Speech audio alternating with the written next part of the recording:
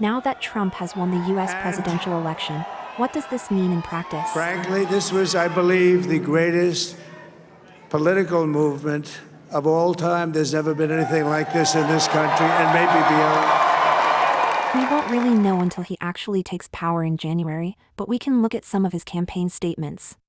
A key one that he mentioned throughout the campaign is his intention to apply significant tariffs on foreign goods and to make the foreign companies and governments pay for those. But what does that mean in reality? What are tariffs and how do they work? Merriam-Webster describes tariffs as follows. Key here is that it is described as duties on imported goods. But who pays those duties? Trump claims that it will benefit Americans, and the costs will be borne by the exporting companies. Is that true?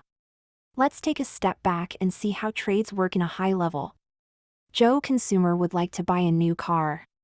He is in luck because the car dealer down the road has just the one he likes, an American-made one for $50,000.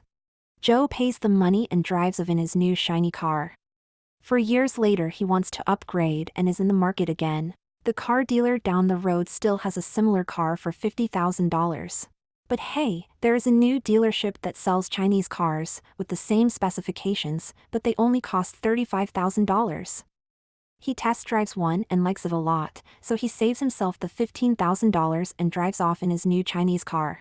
Now, how does this look like from a financial perspective? The American car factory spent $15,000 on steel and other materials, and paid their workers another $15,000.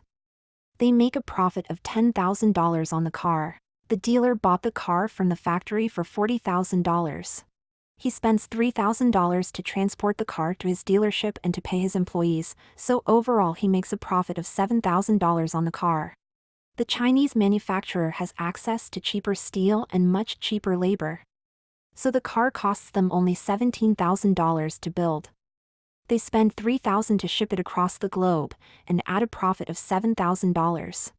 The costs for the dealer are the same, but as the car is cheaper he makes a slightly lower profit of $5,000, bringing the total to $35,000. Now let's add in a 100% tariff on the import of the car.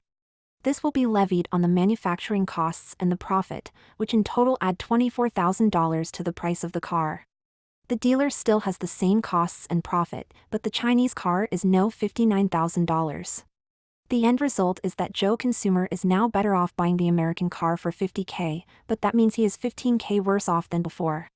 Benefit though is that all the money stays within the US, which is one of the key reasons that governments apply tariffs. But what happens if Joe tries to buy a product that is not produced in the US, like a smartphone? Well, the tariff still gets applied and Joe now has no choice but to buy the phone at the higher price. As there is no local competition, the Chinese manufacturers are safe, they still sell the same amount of phones and still make the same profit. The only one worse off is Joe, who now pays significantly more for his phone. Now, you could say that even though Joe is worse off, we do now see that the labor cost and the profit for the factory and the increased profit for the dealer stays in the country, so that more than offsets the additional amount Joe pays. So even though it hurts for Joe, the overall economy is better off. Isn't that a good thing? It would be, if you look at this in isolation.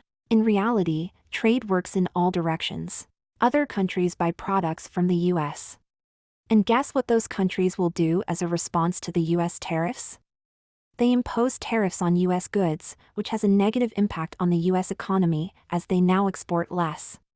Long-time consensus among economists is that overall this is a bad outcome, which is why the WTO was established decades ago, to prevent such trade wars from happening. What will the fallout be of these proposed tariffs? Only time can tell.